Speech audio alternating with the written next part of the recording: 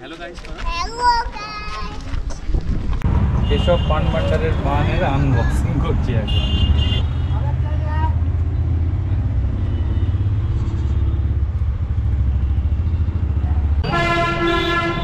আচ্ছা, রবিদাস গেটের সামনে আছি আমরা এখন ব্রেকফাস্ট করছি চাচি কি কচৌড়ি।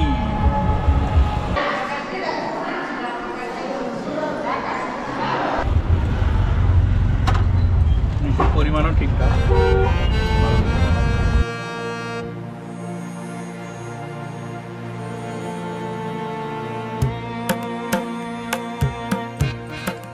ভারতের অন্যতম প্রাচীন শহর বেনারস, যেখানে প্রতিটি গলিতে লুকিয়ে আছে পুরনো সভ্যতার চিহ্ন। তৃতীয় দিনে আমরা খুব সকাল সকাল দর্শন করব প্রাচীন প্রসিদ্ধ কিছু মন্দির, যেমন 151 শিবলিঙ্গ বিশিষ্ট মণি মন্দির, তারপর ত্রিদেব মন্দির, তুলসী মানস মন্দির ও সংকটমোচন মন্দির। প্রতিটি তাদের নিজস্ব ইতিহাস ও অলৌকিক শক্তির জন্য বিখ্যাত।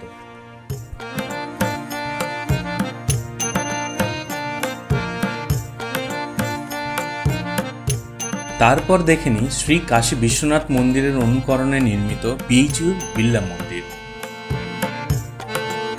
খুব ঐতিহাসিক 275 বছরের পুরনো রামনগর রাজপরিবারের তৈরি এই Ramnagar fort.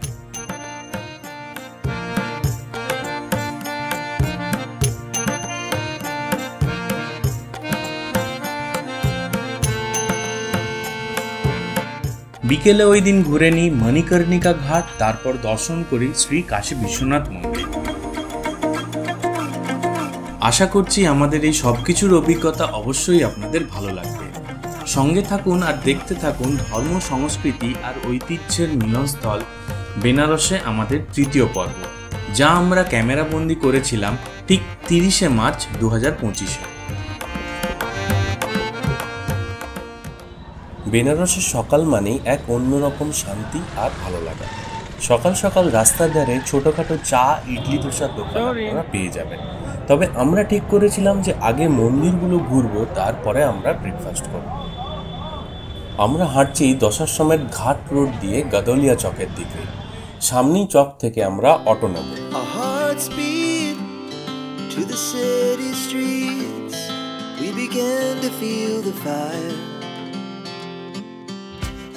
Good morning everyone.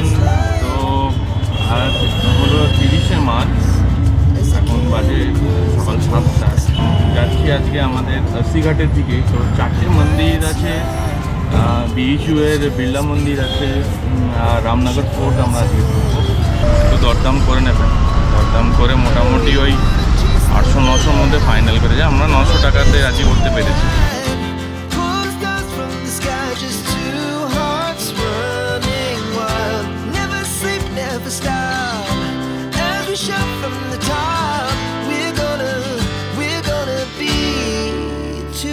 প্রথমেই আসি দুর্গাকুণ্ড রোডের ধারে শ্রী মণি মন্দিরে। মন্দিরটি প্রথম নির্মিত হয়েছিল 1940-এর দশকে। এই মন্দিরের নামকরণ নিয়ে দুটি মত রয়েছে। একটি মতে প্রতিষ্ঠাতার নাম মণিক থেকে, আরেকটি মতে মন্দিরে ব্যবহৃত মূল্যবান পাথর বা অলঙ্করণ থেকে।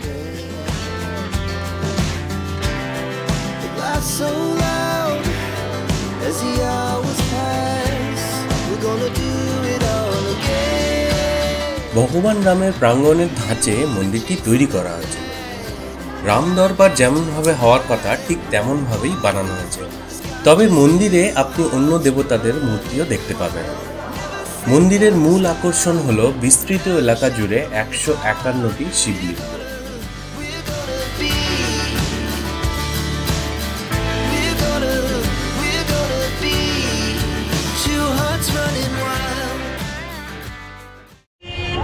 আচ্ছা, আজকে নবরাত্রি স্টার্ট হলো, তার জন্য দুর্গা মন্দির এখানে প্রচুর ভিড়ের জন্য এখানে আর আমাদের ঢুকতে দিল না গাড়িতে করে। তো আমি হেঁটেই যাচ্ছি দুর্গা মন্দিরটার সামনে দেখতে। নবরাত্রির লাইন করেছে এখানে আজকে। তো এটা হচ্ছে দুর্গা মন্দির। লোকবিশ্বাস অনুযায়ী 1800 শতকে তৈরি এই মন্দিরের দুর্গা মূর্তিটি স্বয়ংভূ, অর্থাৎ নিজেই প্রকাশিত হয়েছে।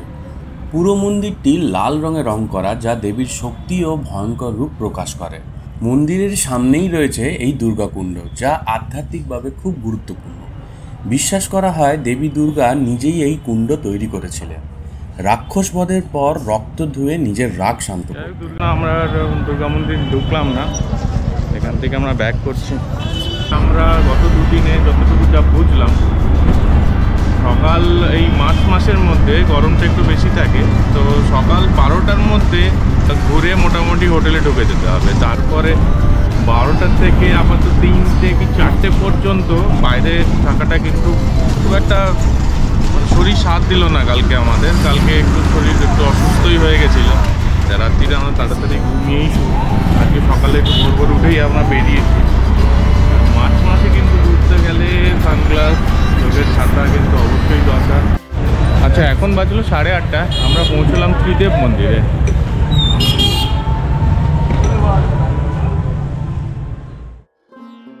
ত্রিদেব মন্দিরটি বারাণসীর সংকটমোচন রোডে তুলসী মানস মন্দিরের কাছাকাছি অবস্থিত।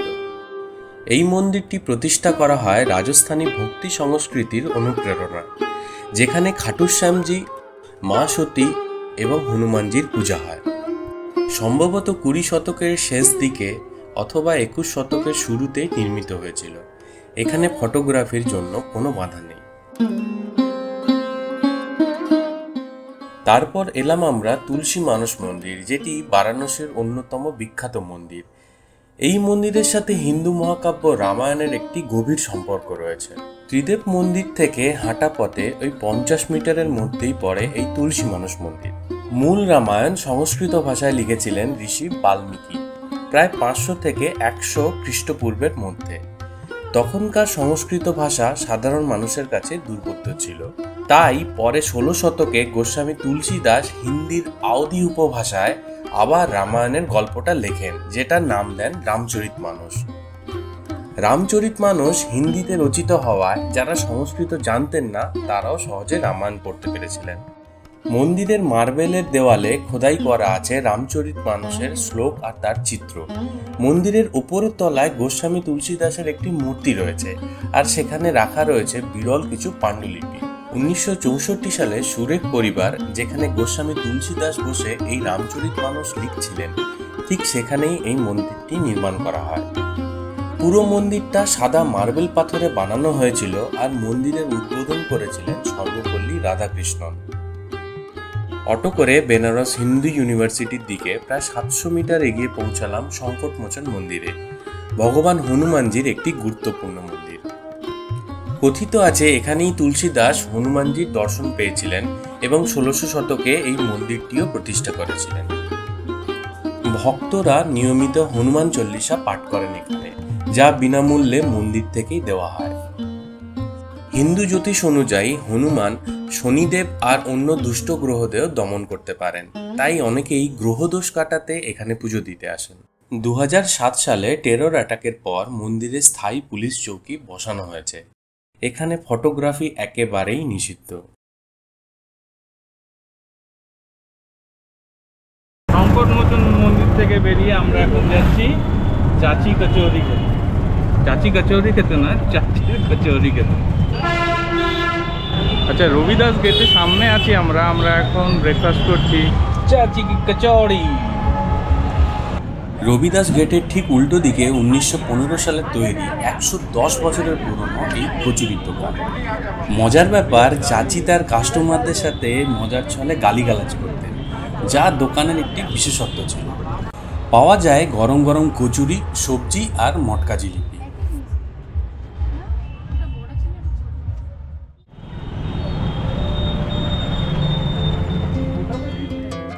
আগের অটোওয়ালা সংকটমোচন মন্দির দেখার পরে অন্য অটো ঠিক করে দেয় বাকিটা ঘুরে দেখার জন্য। কথা বললাম ওই আমাদের ঘুরিয়ে গদুলিয়া চকে ফিরিয়ে নিয়ে যাবে। যাই হোক, কচুরি খেয়ে আমরা রওনা দিই BHU এর বিড়লা মন্দির দেখার জন্য।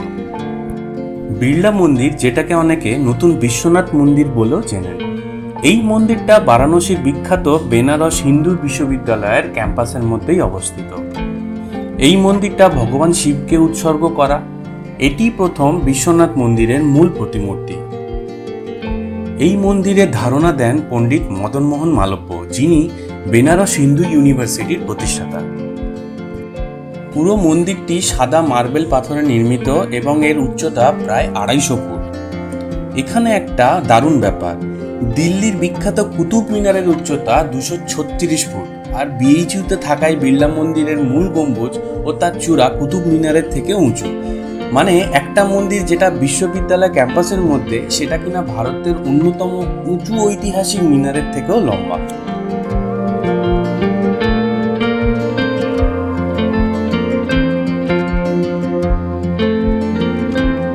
এই পুরো প্রকল্পটি বিড়লা গ্রুপ অফ ইন্ডাস্ট্রিজ পরিচালনা করে, তাই এই মন্দির অনেকেই বিড়লা মন্দির বলেই চেনে। এই মহৎ প্রকল্পটি বাস্তবায়নের দায়িত্ব গ্রহণ করে বিড়লা গ্রুপ এবং এই মন্দির তৈরির কাজ শুরু করা হয়েছিল 1931 সালে।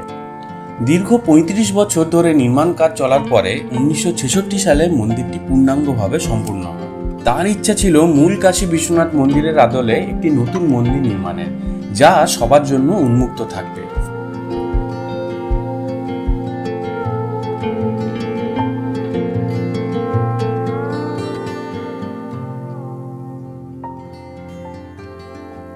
भैया ये क्या है, ये वाला लकड़ी है। लकड़ी? ये क्या, ये खीरा की तरह ही खाते हैं? हीरा की तरह ही खाते हैं।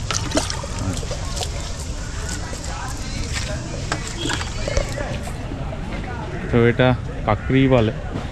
তো এটা যেরকম আমরা শশা খাই সেরকমই কাকড়িকে খাওয়া যায়। যাই হোক, আমি তো কোনোদিন খাইনি, দেখা যাক যদি সময় পাই টেস্ট করব।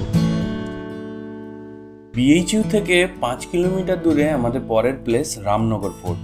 প্ল্যান আছে রামনগর গিয়ে শিবপ্রসাদ তিওয়ারির লস্যি খাওয়ার। ঠিক করলাম ফোর্টটা ঘুরে লস্যি খাবো, তাই straight to Ramnagar fort.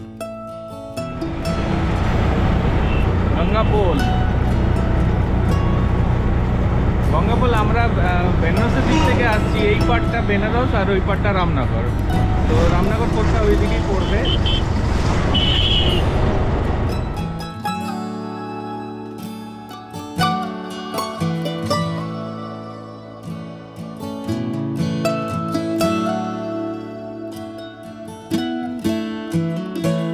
Varanasi শহর থেকে প্রায় 14 কিলোমিটার দূরে গঙ্গা পেরিয়ে পৌঁছলাম এক ঐতিহাসিক জায়গায়, রামনগর ফোর্ট। রামনগর ফোর্ট নির্মিত হয় 1750 সালের দিকে কাশী রাজা বলবন্ত সিং এর আদেশে। দুর্গটি নির্মিত হয়েছে চুন, বালি ও প্রাকৃতিক পাথর দিয়ে। ভেতরে রয়েছে একটি রাজপ্রাসাদ ও একটি ঐতিহাসিক মিউজিয়াম।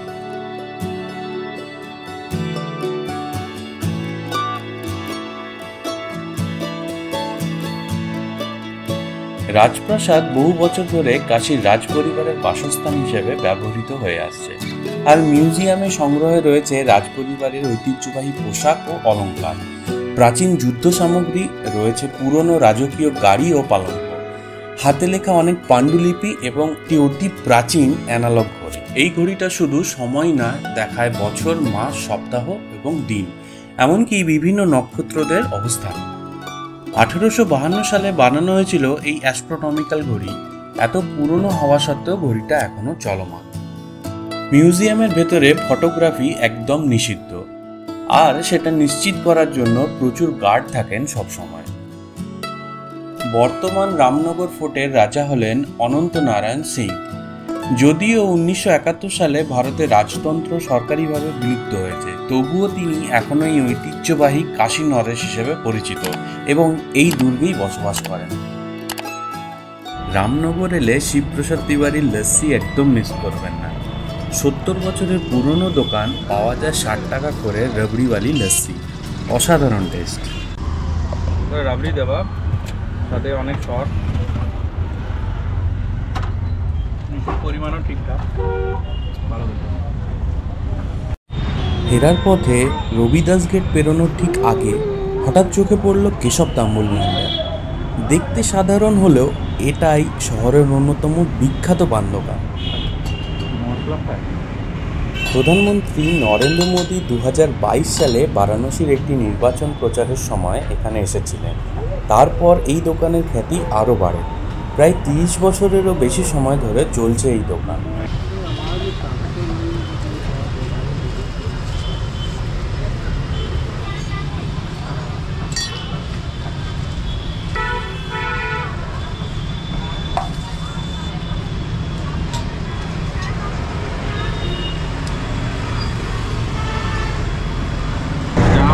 কাল কেশব পান ভান্ডার থেকে 4টে পান নিয়েছি, নিল 140 টাকা, 35 টাকা করে এক একটা পান নিল।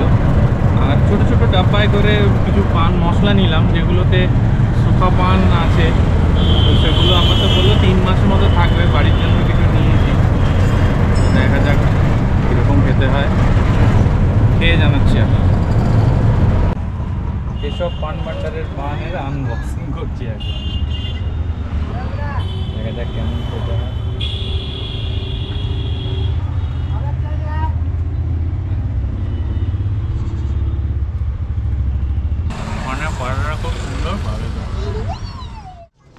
দুপুরে 1টা নাগাদ হোটেলে ফিরে লাঞ্চ সেরে একটু ঘুমিয়ে আজ বিকেলে ঘুরবো মণিকর্ণিকা ঘাট, বারাণসীর হেলানো মন্দির ও কাশী বিশ্বনাথ মন্দির। মণিকর্ণিকা ঘাটকে বলা হয় ভারতের সবথেকে পুরনো ও পবিত্র শ্মশান।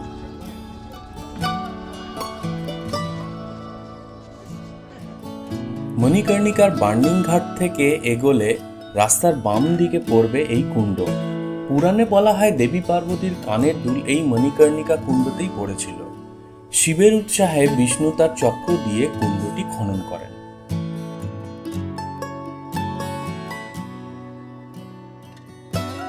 মণিকর্ণিকা ঘাটের পাশে হেঁটেই পৌঁছে গেলাম বারাণসীর হেলানো মন্দির বা রত্নেশ্বর মহাদেব মন্দির, যা প্রায় 9 ডিগ্রি হেলে রয়েছে উত্তর পশ্চিম দিকে।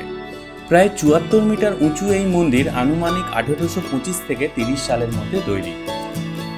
অনেকের মতে রাজা মানসিংহের এক ভৃত্য তার মা রত্নাবাইয়ের মৃত্যুর পর এই মন্দির নির্মাণ করেন।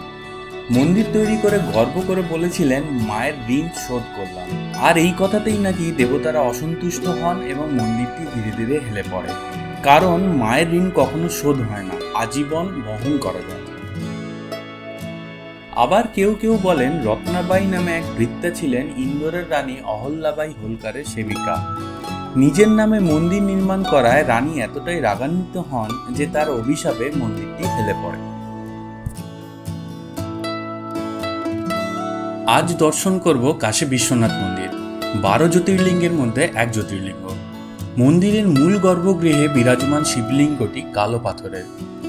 মন্দিরের শিখর সোনায় মোড়া, যা পাঞ্জাবের শিখ শাসক মহারাজা রঞ্জিত সিং 1835 সালে প্রায় 800 কেজি সোনা উপহার হিসেবে দেন।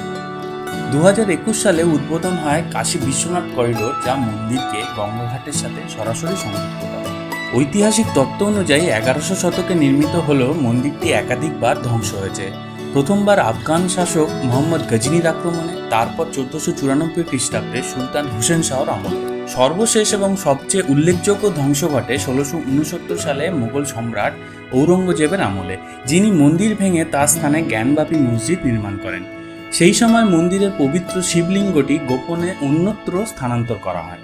পরবর্তীতে 1780 সালে ইন্দোরের রানী মহারানী অহল্যাবাই হোলকার মন্দিরটি নতুন করে নির্মাণ করান এবং পুনরায় শিবলিঙ্গ প্রতিষ্ঠা করেন, যা আজকের কাশী বিশ্বনাথ মন্দির নামে পরিচিত। কিছুটা এইভাবেই শেষ করি বেনারসে আমাদের তৃতীয় দিন।